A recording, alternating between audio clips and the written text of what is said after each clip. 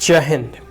जैसा कि हम लोगों ने पंचायती राज इंस्टीट्यूशन, ठीक है, पंचायती राज व्यवस्था के इवोल्यूशन के बारे में पढ़ा, किस प्रकार से कई एक कमेटी और कमीशन के गठन और उनके रिकमेंडेशन के बाद 73rd कॉन्स्टिट्यूशनल अमेंडमेंट के जरिए पंचायती राज इंस्टीट्यूशन को कॉन्स्टिट्यूशनल स्टेटस प्रदान किया गया।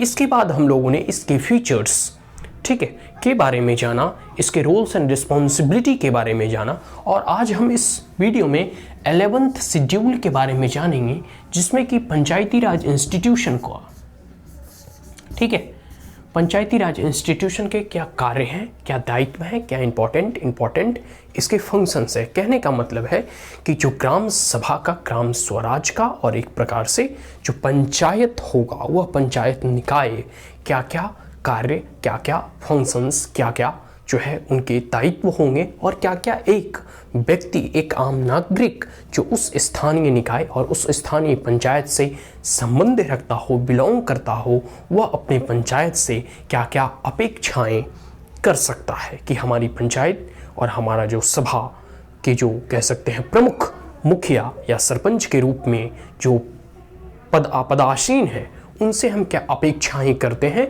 या हम जो है क्या आशाएं और आकांक्षाएं करते हैं कि वो हमारे लिए इन कार्यों को करे। तो इसके बारे में, उनके कार्य, उनके फंक्शंस, उनके रोल, उनकी रिस्पॉन्सिबिलिटी, उनके दायित्व को हम आज इस वीडियो में पूरे के पूरे पढ़ने का प्रयास करेंगे।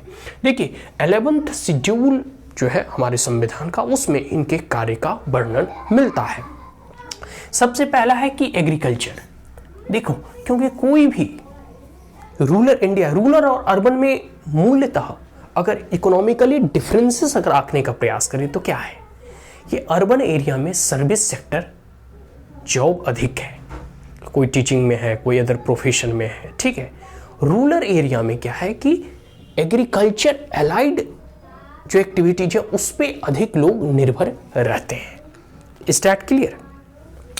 तो एग्रीकल्चर, तो कृषि का विकास कैसे हो, कृषि में सिंचाई की व्यवस्था कैसे हो, अच्छे फसल कैसे लगे, अगर फसल किसी आपदा, बाढ़ या तूफान या किसी ओलावृष्टि के कारण नष्ट हो जाए तो उसकी भरपाई कैसे की जाए, किस प्रकार से सामूहिक जो लोग मिलकर छोटे बड़े बांध बनाए, किस प्रकार से कृषि के उन्नति में हमारा पंचायत कार्य करे, तो वह सबसे प्रमुख कार्य है एग्रीकल्चर, क्योंकि एग्रीकल्चर से ही लोगों का जीवन यापन और पेट भरता है। कुछ हो या ना हो, अगर कृषि सही रूप से कार्य करने लगे तो एक प्रकार से कह सकते हैं पहले पेट पूजा तब दूसरा काम दूजा। एक प्रकार से अगर पेट भरा है तभी हम कोई दूसरे काम को कर सकते हैं, ठीक है। तो सबसे पहले एग्रीकल्चर पे फोकस किया गया हुआ, इसलिए कि एग्रीकल्चर रिलेटेड एक्टिविटीज या कृषि से सिर्फ और सिर्फ अपना ही पेट नहीं भरते, बल्कि पूरे के पूरे इंडिया का पेट भरता है। जो अर्बन एरिया में रह रहे हैं, जो स्वयं कृषि और खेती नहीं करते, वो भी अनाज ही खाते हैं, वो पैसे को नहीं खा सकते, ठीक है। तो इसलिए एग्रीकल्चर पे और एग्रीकल्चर के विकास से संबंधित, या आप भी जब अपने प्रतिनिधि को देखते हैं, अगर आप रूरल इंडिया से हैं तो आप पूछिए कि भाई आपने कृषि के लिए क्या क्या कार्य किए हैं, कृषि के विकास के लिए किस प्रकार से अच्छी ब्रीडिंग की व्यवस्था हो, किस प्रकार से अच्छे सीडिंग की व्यवस्था हो, किस प्रकार से जो कह सकते हैं कि एग्रीकल्चर, और इसके बाद देखिए हम लोग लैंड के बारे में पढ़ेंगे, किस प्रकार से, और इरिगेशन के बारे में, किस प्रकार से सिंचाई की व्यवस्था हो, किस प्रकार से हम जो अभी एक फसल उपजा रहे हैं उसमें क्या हम दो फसल, या जहाँ हम दो फसलों की, मतलब जिस खेत में दो फसल होते हैं, क्या हम ऐसा कोई मेथड अपनाएं जिसमें हम उसमें 3 फसल ले सकें, ठीक है। फिर किस प्रकार से हम जैविक जो है, जैसे अभी फर्टिलाइजर को हम परचेज करते हैं, किस प्रकार से ऑर्गेनिक हम फार्मिंग कर सके, ठीक है। किस प्रकार से हम कह सकते हैं ना कि कम पानी में लेस वाटर इंसेंटिव क्रॉप को जनरेट कर सके। तो ये सब सारे के सारे चीज़, किस प्रकार से जो है ट्रैक्टर की व्यवस्था की जाए, कम्युनिटी लेवल पे अगर एक ट्रैक्टर खरीदा जाए, पूरे के पूरे अगर पंचायत मिलकर एक ट्रैक्टर खरीदता हो कि पूरे पंचायत का उसी ट्रैक्टर से एक मिनिमम प्राइस में, कम मूल्य में जो है हम खेतों की जुताई करेंगे। एक जो है, अब जो है हर व्यक्ति जो है बोर और पंप जो है कह सकते हैं समरसेबल नहीं बैठा सकता, लेकिन क्या पंचायत के स्तर पर गाँव के चारों कोने में क्या क्या एक बोरवेल की स्थापना की जा सकती है, मतलब उसे बैठाया जा सकता है, जिससे कि पूरे के पूरे एरिया उससे कवर हो जाए, सबकी सिंचाई की व्यवस्था हो जाए। तो ये पंचायत लेवल पे एक प्रकार से कम्युनिटी और आपस में पार्टिसिपेट करके एग्रीकल्चर के उन्नति के लिए, क्योंकि एग्रीकल्चर पे हमारा जीवन यापन अधिक निर्धारित रहता है, इसके लिए यह जरूरी है कि एग्रीकल्चर सबसे पहला और इम्पॉर्टेंट काम होगा, दायित्व होगा ग्राम पंचायत का और पंचायती राज व्यवस्था का। ठीक है, दूसरा है लैंड, भूमि। देखो लैंड से कह सकते हैं ना कि माँ माटी और ज़मीन जो भी हो, तो ज़मीन से हमारा कह सकते हैं हमारे पूर्वजों ने जो खेत खलिहान को जोता है, हम आज उस पर अपना फसल उगा रहे हैं, आने वाली पीढ़ी जो है ना उस पर अपना फसल उगाएंगे। तो माँ और माटी को एक समान देखा जाता है। तो माटी का कहने का मतलब है लैंड वह भूमि जो हमारे पेटों को भरती है, हमारे को अन्न प्रदान करती है, और एक प्रकार से कह सकते हैं कि हम लोग जहाँ जन्म लेते हैं फिर उसे मिट्टी में मिलते हैं। तो किस प्रकार से जो है लैंड का सही यूटिलाइजेशन किया जाए, ठीक है, किस प्रकार से हम लैंड को प्रॉपर यूज करें, कितना लैंड पार्ट हम फॉरेस्ट्री के लिए रखें, कितना जो है हम उसमें अदर एक्टिविटीज़ करें, कितना हम इरिगेशन कह सकते हैं कि एग्रीकल्चर के लिए यूज करें, कितने में जो हम पशुपालन के लिए यूज करें। तो उस प्रकार से एक प्लानिंग होना चाहिए, एक योजना कह सकते हैं ना कि योजना तैयार करना चाहिए लोकल लेवल पर बैठ के। ठीक है, कुछ ऐसे लैंड हैं जो पैस्चर लैंड है, जो खाली पड़ा हुआ है, उस पर क्या हम कुछ ऐसे चीज़ को उगा सकते हैं जो कि पूरे के पूरे समुदाय मिलकर उसका उपयोग करेंगे। जैसे बहुत सारे ऐसे लैंड जो है एकदम बेस्ट लैंड होते हैं जिस पर कोई जो है मतलब पड़े रहते हैं, कोई यूज नहीं होता है। तो क्या हम ऐसी कोई व्यवस्था करें जिसका उसका भी उपयोग किया जा सकता है। तो ये सब सारी चीज़ें हैं लैंड के बारे में। फिर इरिगेशन, सिंचाई सबसे महत्वपूर्ण है। जहाँ खेती होगा वहाँ सिंचाई की समुचित व्यवस्था करनी ही होगी। अगर इरिगेशन नहीं होगा तो फिर हम खेतों का जो है फसल कैसे बोएंगे। जैसे बहुत बार ऐसा होता है कि मानसून डिले हो जाता है, बारिश नहीं आने के कारण किसान फसल नहीं रोप पाते हैं। बहुत बार ऐसा होता है कि मानसून तो ठीक ठाक होता है और इतना ठीक होता है कि वो बाढ़ की स्थिति उत्पन्न हो जाती है। तो क्या हम एक ऐसी व्यवस्था जनरेट करें, ऐसा हम कोई लिंक पैदा करें या फिर कोई ऐसा हम कैनाल बनाएं जिससे अगर अधिक बाढ़ की पानी आती है तो उस कैनाल के माध्यम से उसे निकाला जा सके, या फिर कोई ऐसा हम पैन वगैरह, डैम वगैरह का निर्माण करें कि जिसमें उस अधिक वाटर जो सरप्लस होगा उसे हम स्टोर कर सकें। क्या हम ऐसी कह सकते हैं कि संरचना, जैसे गाँव वगैरह में पैन वगैरह की व्यवस्था की जाती है, या फिर हम कोई ऐसे नदी से नहर को कनेक्ट करें जिसमें कि अगर कभी पानी और मानसून डिले आए या फिर ना आए तो उस नहर का और उस नदी का पानी हम नहर से होते हुए अपने गांव तक ले आ सके। तो ये सब सारी व्यवस्था जो है ग्राम पंचायत मिलकर कर सकती है। ठीक है, तो इरिगेशन की सुविधा मतलब सिंचाई की सुविधा किस प्रकार से किया जाए। ठीक है, अब इलेक्ट्रिसिटी आ गया तो क्या हम बोरवेल की स्थापना कर सकते हैं अपने गांव के चारों कोने में, एक बीच में कर दिया जाए ताकि जितनी भी हमारा एग्रीकल्चरल लैंड है वो सब के सब कवर हो जाए। एक निश्चित सीमा निर्धारित कर दिया जाए कि इतने वर्ग किलोमीटर तक जो है यह जो है कोई तालाब एक होना चाहिए, या फिर इतने कह सकते हैं कि खेतों के बाद हमारा एक छोटा सा तालाब या छोटा सा कह सकते हैं ना कि लेक, या छोटा सा कह सकते हैं पानी का संरक्षण करने के लिए एक छोटी बांध क्रिएट किए जानी चाहिए।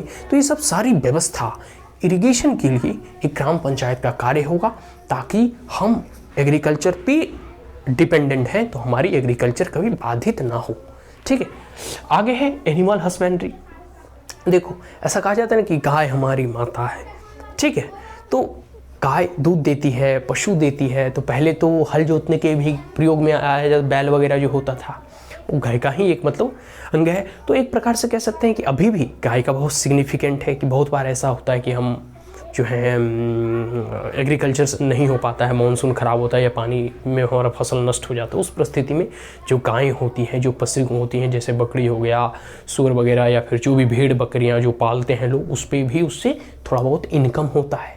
तो जो एग्रीकल्चर से एलाइड एक्टिविटीज़ है, एनिमल हस्बेंड्री है, पशुपालन हो गया, मधुमक्खी पालन हो गया, मछली पालन हो गया, ये सब से भी किसानों की इनकम जनरेट हो सकते हैं। तो क्या एक मुखिया, एक सरपंच का यह दायित्व नहीं है कि पशुपालन की जो व्यवस्था है उसे अच्छा एक प्रकार से कह सकते हैं कि गौशाला का निर्माण कराया जाए, जो पैस्चर लैंड है उसे हरा भरा रखा जाए ताकि हम गौओं को वहाँ चरा सकें। तो एक प्रकार से ऐसी व्यवस्था की जानी चाहिए, और ग्राम पंचायत में और ग्राम का जो मुखिया सरपंच है उसका दायित्व है कि हम जो है ठीक है एक प्रकार से एग्रीकल्चर से संबंधित एग्रीकल्चर एलाइड जो सेक्टर है एनिमल हस्बेंड्री, उसके विकास के लिए कुछ कार्य करें। साथ साथ है फिशरी, मछली पालन। देखो, अगर कोई व्यक्ति तालाब खुदवाता है अपनी ज़मीन पर तो मछली पालन भी कर सकता है और उससे उसी पानी का अपने खेतों में सिंचाई भी कर सकता है। ठीक है, रेन वाटर हार्वेस्टिंग भी होगी, वाटर टेबल भी इंक्रीज होगा, तो बहुत बेनिफिट है। ठीक है, और इससे इनकम भी जनरेट होंगे। आगे है सोशल फॉरेस्ट्री की बात कही जा रही है। सोशल फॉरेस्ट्री कहने का मतलब है कि जैसे देखो, गाँव तो ऐसा है नहीं कि गांव में आप सारा का सारा जो है ज़मीन पर आप जंगल ही पेड़ पौधे ही लगा देंगे तो खाएंगे क्या, अनाज कहाँ से उत्पन्न करेंगे। तो इसलिए ज़रूरी है कि वैसे लैंड, जैसे सोशल फॉरेस्ट्री कहने का मतलब जैसे घर के आगे थोड़ी बहुत अगर ज़मीन बाकी थोड़ा सा भी खा ले तो 2 पौधे 2 पेड़ लगा दे। ठीक है, बहुत सारे हम लोग जो होता है ना, एक होती है आरी होती है, एक प्रकार से लैंड बाउंड्री होता है खेतों में, आर हम लोग बोलते हैं उसे। तो क्या वो जो खाली पड़ा जैसे कुछ ही एक कह सकते हैं मीटर से भी कम होता है, तो क्या उसमें हम कुछ पेड़ ऐसे रोप दें जिसमें कि मतलब पतला ही हो, वो अधिक जगह ना ले। ठीक है, और आने वाले 10-20 सालों में जैसे सागवान वगैरह का पेड़ पतला होता है, वो अधिक जगह भी नहीं लेता, तो वैसे हम वृक्षों में सोशल फॉरेस्ट्री कर सकते हैं कि जो इर्द गिर्द खाली जगह पड़ी है जिसका कोई यूटिलाइजेशन नहीं हो रहा है एग्रीकल्चर पर्पस में और कोई अदर, वहाँ हम वृक्ष को क्यों ना रोप दें। आगे है स्मॉल स्केल इंडस्ट्री, छोटे बड़े इंडस्ट्री। अब बड़े बड़े इंडस्ट्री तो गांव में लग नहीं सकते, जो गांव में लगेंगे बड़े बड़े इंडस्ट्री तो फिर शहर कहाँ जाएगा। बड़ी बड़ी इंडस्ट्री तो शहरों में होती है, तो गाँव में छोटी छोटी इंडस्ट्री जैसे फूड प्रोसेसिंग इंडस्ट्री हो गया। जैसे टमाटर उपजता है तो क्या टमाटर हम बेचें या टमाटर का सॉस बना के बेच सकते हैं। छोटे बड़े इंडस्ट्री खाद्य पदार्थ से संबंधित, एग्रीकल्चर से ही संबंधित। ठीक है, मीट प्रोसेसिंग यूनिट हम बैठा सकते हैं। जैसे हम अगर कोई भेड़ बकरियां पालता है तो उसमें मीट को सप्लाई कर सकता है। तो छोटी बड़ी इंडस्ट्री को हम वहाँ इस्टेब्लिश कर सकते हैं। आगे है कि khadi village and cottage industry, जो गाँव वगैरह में देखते हो बहुत सारी महिलाएं जो बुनकर कुछ खादी के कपड़े वगैरह बेचा करती थी, चरखा गांधी जी को चलाया करते थे। तो वही है कि छोटे बड़े खादी के इंडस्ट्री को इस्टेब्लिश करना चाहिए ताकि गांव की जो महिलाएं हैं या फिर ऐसे पुरुष जो, जैसे खेती तो कितने महीने होती है, खेती 2-4 महीने रबी और खरीफ क्रॉप मिला के तो 5-6 महीने खेती होती है, फिर तो ऐसे ही बैठे रहते हैं 6 महीने। तो वो जो खाली समय होगा क्या करें, कुछ एग्रीकल्चर एलाइड एक्टिविटीज ही कर ले। आगे है रूरल हाउसिंग। रूरल हाउसिंग कहने का मतलब है कि वैसे व्यक्ति जिसके पास घर नहीं है उसको समुचित घर की व्यवस्था की जाए। अब तो भारत सरकार के द्वारा प्रधानमंत्री आवास योजना भी मिलता है। ठीक है, जिसमें उसे घर जो है जिस व्यक्ति को नहीं रहता कुछ फंड दिए जाते हैं। तो ये सब ग्राम पंचायत और मुखिया का कर्तव्य है। भले ही वो घूस लेके करता हो, गांव वगैरह में सुनने को मिलता है कि वो कुछ कमीशन लेता है 20% 30%, और उतना पैसा देने के बाद ही आपका नाम हुआ लिस्ट में ऐड करेगा। लेकिन एक बात है, उसे घूस नहीं लेना चाहिए। मतलब जो जिसका हक बनता है उसे हक दो। फिर तुम मतलब फिर क्या औचित्य रहा ग्राम पंचायत का, अगर मतलब सारा चीज़ पैसों के बदौलत ही अगर किया जाए तो। ठीक है, आगे है ड्रिंकिंग वाटर। फिर सेफ ड्रिंकिंग वाटर हो, ऐसा कहा जाता है कि 60% ऐसे डिजीजेज बीमारी जो हैं वह गंदा पानी पीने के कारण मनुष्य को होता है। बिहार वगैरह में कैंसर की संख्या बढ़ रहा है क्योंकि आर्सेनिक जो हम लोग नीचे से वाटर खींचते हैं ऊपर, उसमें आर्सेनिक का मात्रा अधिक है। इसके कारण कैंसर वगैरह बहुत अधिक बिहार में बढ़ रहे हैं। तो इसके लिए ज़रूरी है कि स्वच्छ पीने का जल की व्यवस्था हो। इसके लिए जो है हम ग्राम पंचायत का कार्य है कि कैसे पानी की व्यवस्था की जाए, कैसे नल जल अगर लाया गया है तो नल जल में और उस नल में जो जल भी आना चाहिए। या तो जब नया जब नल जल लगाया जाता है तो 24 घंटे चलते हैं, पानी की उसमें बर्बादी होती है, और जब वो कुछ दिन पुराने हो जाते हैं उसके सही तरीके से मेंटेनेंस नहीं की जाती है तो पानी ही नहीं आती। तो नल जल की स्थापना ही महत्वपूर्ण नहीं है, उसमें जल की समुचित व्यवस्था हो और डेली हो तब फायदेमंद है। और ग्राम सभा का यह दायित्व है कि वह मुखिया सरपंच को अकाउंटेबल बनाए, जवाबदेही उसके निश्चित करे कि भाई इसमें पानी क्यों नहीं आ रहा। आगे है फ्यूल एंड फॉडर। पहले तो होता था कि महिलाएं वगैरह या जो है ना गट्ठर या लकड़ी काट के लाया करते थे जंगलों से, उससे मतलब खाना पकता था। अभी भी अगर 10 साल पहले की बात करूं तो जो काऊ डंक होता है जिसमें हम लोग गोईठा बोलते हैं, उससे लोग घर में खाना वगैरह पकता था। अब तो खैर मोदी जी की कृपा रही कि गैस घर घर पहुंच गया, अब तो घर गांव में जो है गाड़ियाँ आती हैं। लेकिन कहा जा रहा है कि फ्यूल एंड फूडर, चारा वगैरह जो जानवर वगैरह खाता है वो, और साथ साथ फ्यूल ईंधन की व्यवस्था जिससे खाना पकाए जाते हैं, ये सारा का सारा व्यवस्था करने का दायित्व एक मुखिया और सरपंच का है। आगे है रोड एंड ब्रिजेस। गांव वगैरह में जो रोड होते हैं, ग्रामीण सड़कें होते हैं, जो हमारे घरों से सड़कें गुजरती हैं, वो सब बनाना। और ब्रिज, छोटे बड़े जो पुल होते हैं, उसका भी निर्माण करना और करवाना यह ग्राम पंचायत का कर्तव्य है, दायित्व है। कुछ और फंक्शन है, इलेक्ट्रिफिकेशन, बिजली की उपलब्धता, हर घर बिजली पहुंचे। ठीक है, बिजली आएगा, टीवी चलेगा, फ्रिज चलेंगे, रेफ्रिजरेटर चलेगा। हाँ, कुछ लोग चोरी छुपे हीटर भी जलाते हैं, ठीक है, वो अलग बात है, नहीं जलाना चाहिए। अगर आप जलाते हैं तो उसके लिए आपका जो बिल है वो पे करना चाहिए। आगे है पॉवर्टी एलिविएशन, मतलब गरीबी उन्मूलन। मतलब एक प्रकार से जो लोग आपके ग्राम में गरीब हैं, poor section of the society है, शेड्यूल कास्ट और शेड्यूल ट्राइब से बिलोंग करते हैं, पैसे दबे कुचले वंचित लोग, सीनियर सिटीजन हैं, वृद्ध जो लोग हैं, विधवा लोग हैं, इनके उत्थान के लिए आपका क्या प्रोग्राम है। ये सब सारे कार्य और दायित्व जो है एक ग्राम पंचायत का होता है और उन्हें करना चाहिए। भले ही ना करे वो अलग बात है, लेकिन संविधान के 11वें शेड्यूल में, 11th शेड्यूल में यह दिए गए हैं। आगे है एजुकेशन, शिक्षा की व्यवस्था करना, जो प्राइमरी एजुकेशन है, ठीक है, और साथ साथ आंगनबाड़ी है, तो आंगनबाड़ी में टीचर आ रहे हैं या नहीं आ रहे हैं, जो हमारा मिड डे मील मिलता है वो मिल रहा है या नहीं मिलता है, या फिर सारे सिर्फ खिचड़ी बना के दे दिया जाता है, उसमें कुछ न्यूट्रिशियस फूड वगैरह, अंडा तंडा या फिर दूध वगैरह सब गायब है। नहीं, जो व्यवस्था की गई है, जो सरकार की फंड भी आती है, अगर उतना ही सिर्फ ग्राम पंचायत के मुखिया सरपंच या फिर ग्राम सभा मिलकर सिर्फ सही तरीके से उसे इम्प्लीमेंट करा दे, सिर्फ इम्प्लीमेंटेशन, उसका सही तरीके से क्रियान्वयन करा दे, तो गांव एक दिन में शहर जैसा दिखने लगेगा।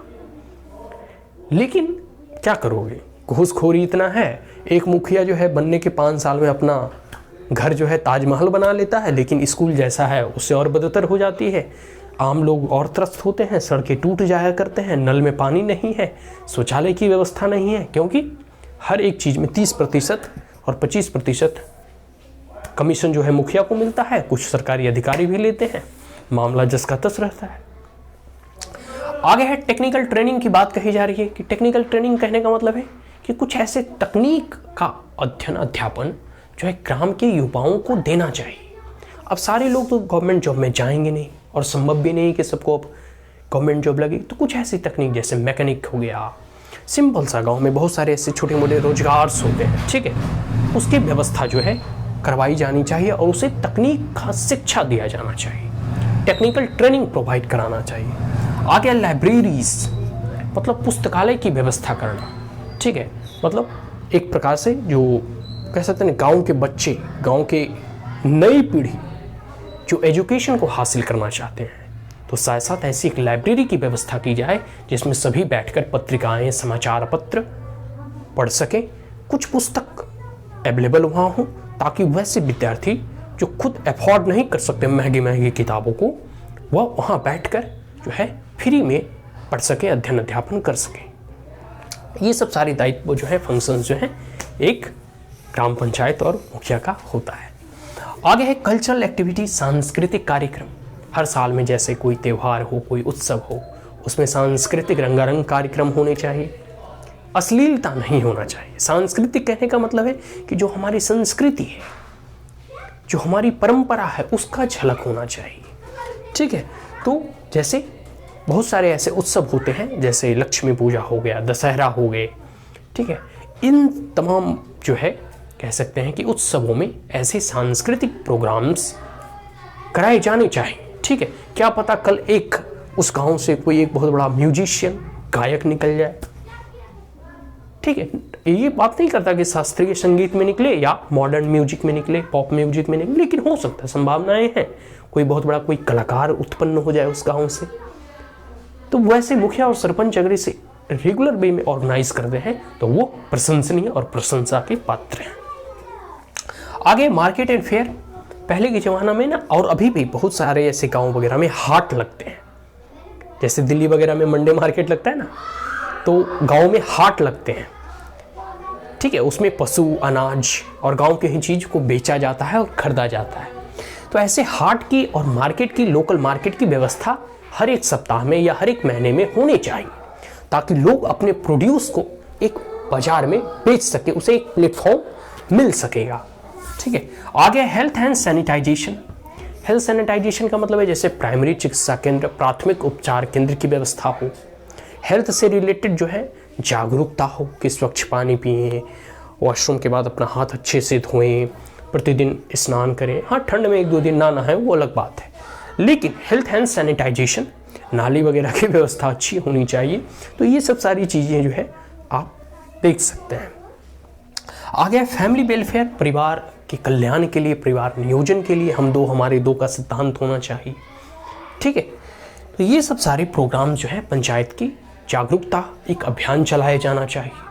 ठीक है, आगे वुमेन एंड चाइल्ड डेवलपमेंट, महिलाओं का विकास और बच्चों के विकास में महत्वपूर्ण जो है एक प्रकार से ध्यान केंद्रित करना चाहिए, क्योंकि बच्चे ही आने वाले समय में आपके समाज के कर्णधार होंगे। ठीक है, बच्चे ही भारत के भाग्य निर्माता होंगे। तो उसके जो है शारीरिक, मानसिक और आध्यात्मिक विकास के लिए पंचायत का कार्य है कि उस पर अधिक ध्यान दें। आगे सोशल वेलफेयर और फिजिकली डिसेबल्ड, कोई ऐसी दिव्यांगजन है, कोई जो पहले विकलांग हम लोग कहते थे, प्रधानमंत्री के द्वारा उन्हें दिव्यांग कहा जाता है। मान लो कोई ऐसा व्यक्ति है जो कि मेंटली फिट नहीं है, मतलब वो एक प्रकार से समाज की मुख्य धाराओं के लोगों के जो है अनुरूप नहीं है, वैसे लोगों का भी समाज को संरक्षण करना चाहिए। जो सही है उसके साथ तो सही सब कोई बर्ताव कर रहा है, लेकिन वैसे कोई दिव्यांग है, कोई विकलांग है या कोई सही ढंग से फिजिकली डिसेबल्ड है, उसके साथ सही बर्ताव, उसके साथ समुचित व्यवहार और उसको भी एक अच्छा अपॉर्चुनिटी प्रोवाइड कराना, ये एक समाज का दायित्व है। आगे है weaker section and welfare, SC/ST caste, जो भी शेड्यूल कास्ट, शेड्यूल ट्राइब, वो ऐसे vulnerable section of the society जिनका कह सकते हैं कि पॉलिटिकल रिप्रेजेंटेशन नहीं है। ठीक है, मतलब एक कह सकते हैं कि जो अपर कास्ट के लोग हैं उनका तो भाई मुखिया सरपंच में ही धाक रहता है, क्योंकि वो परंपरागत तौर पे जो है वो गद्दी पर विराजमान थे। अब जैसे कांग्रेस है, तो कांग्रेस जो कह सकते हैं कि परंपरा से उनके कुल खानदान से प्रधानमंत्री बनते आ रहे थे।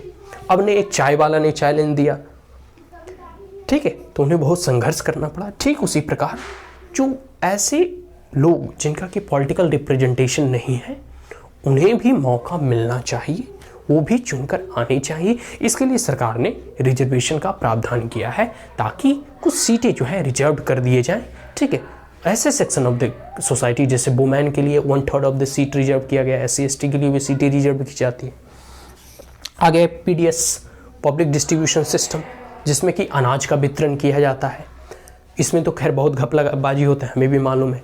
तो अब जैसे ये मुखिया और सरपंच का दायित्व है कि जो डीलर अनाज का वितरण कर रहे हैं वो जिसका जितना अनाज है उतना ही मिलना चाहिए, डंडी नहीं मारना चाहिए। ये 5 किलो की जगह 4 किलो तौल के दे रहे हैं। ठीक है, चीनी भी मिलने का था, दाल भी मिलने का था, दाल नहीं आया है, चीनी खत्म हो गया है। इस तरह की व्यवस्था नहीं होनी चाहिए। मतलब जो सरकार के द्वारा दिया जा रहा है, हम तो बस यही कहते हैं कि पंचायत अगर सरकार की नीतियों का ही अगर 100% क्रियान्वयन कर दे, उसका इम्प्लीमेंटेशन कर दे, तो गांव गांव ना रह करके एक विकसित शहर बन जाएगा। आगे है maintain of the community asset. और बहुत सारे गांव में ऐसे एसेट्स होते हैं, ऐसी संपदा होती है जो कि जिसे सरकारी ज़मीन के नाम से जाना जाता है या फिर वह सरकार का लैंड है, पैस्चर लैंड। वैसे संपदा का संरक्षण करना, संवर्धन करना और साथ साथ वैसे जो कह सकते हैं ना एक प्रकार से जो एसेट्स हैं, ठीक है, वैसी संपत्ति का सदुपयोग करना। और वो अपने फायदे के लिए नहीं, वो पूरे के पूरे गांव के फायदे के लिए, अपने फायदों के लिए, निजी हित के लिए करोगे तो वो एक प्रकार से तो वह इंशॉर्चमेंट हो जाएगा, उसका अतिक्रमण उसे कहलाएगा। लेकिन गांव के लोग बैठकर अगर हम इसके विकास के बारे में या फिर उसमें जैसे हम कोई ऐसे चीज़ का हम एक प्रकार से कह सकते हैं ना कि फंक्शंस कर सकते हैं, जैसे वहाँ कोई हाट वगैरह या फेयर मार्केट वगैरह लगा सकते हैं, ठीक है, तो उस लैंड का यूटिलाइजेशन भी हो जाएगा और हमारा बेनिफिट भी होगा। साथ साथ कुछ हम वैसे प्रोग्राम फंक्शन जैसे वहाँ हम प्ले ग्राउंड बना सकते हैं, बच्चों को खेलने के लिए पार्क बना सकते हैं, ओपन जिम की व्यवस्था कर सकते हैं। देखो, मैं बिहार की बात कर रहा हूँ, एक रितु मैम करके वो मुखिया बनी है, एक वुमेन है, उन्होंने कार्य अच्छे किए हैं तो उन्हें राष्ट्रपति वगैरह के द्वारा पुरस्कार भी मिला है। एक आए हैं मैथ मस्ती वाले विपिन रॉय सर, इनका भी देखने में आ रहा है कि एक मुखिया प्रत्याशी के रूप में जीते हैं, इनका कार्य अच्छा है। हम अपनी पंचायत की बात करूं तो वो उनके कार्य अच्छे नहीं है, वो प्रशंसनीय नहीं है जो उनका हम यहाँ नाम ले। ठीक है, तो बहुत सारे ऐसे जो है ना कह सकते हैं कि लोकल लेवल पे काम तो बड़ा अच्छा कर रहे हैं, ठीक है, और उन्हें पहचान भी मिल रही है। लेकिन अगर इस डेमोक्रेटिक को लोकल लेवल पे, ग्रास रूट लेवल पे अगर प्रचार प्रसार इसका करना है, इसे फैलाना है, तो ये आवश्यक है कि जो इसके दायित्व हैं, मतलब जो 11 शेड्यूल में कहे गए हैं, ठीक है, जो इनके फंक्शंस हैं, रूल एंड रिस्पॉन्सिबिलिटी हैं, उनको अगर सही रूप से जो है गांव के निवासी लोग हैं, अगर उसका अकाउंटेबिलिटी फिक्स करें, जो प्रतिनिधियों से चुनकर भेजते हैं, जिसे मुखिया, सरपंच या पंच बनाते हैं, उनसे अगर प्रश्न और जवाब करना प्रारंभ कर दें, गाँव की सभाएं अगर बैठने लगी हर सप्ताह या हर महीने, तो यह जो है पूरे के पूरे कार्य का जिम्मेदारी उसके मत्थों पर गढ़ा जा सकता है और उससे यह पूछा जा सकता है कि इतने कार्य में आपने अभी तक क्या क्या किया, आपके विजन क्या है, आपके उद्देश्य क्या है, आप हमारे लिए क्या करने वाले हैं, ऐसा कुछ आप बतलाइए। और जो ये कार्य हैं, ये तमाम कार्य हैं, इनमें से आप किन किन कार्यों को अब तक किया है, ठीक है, और जो आम लोगों की समस्याएं हैं उसे आप किस प्रकार से डील कर रहे हैं।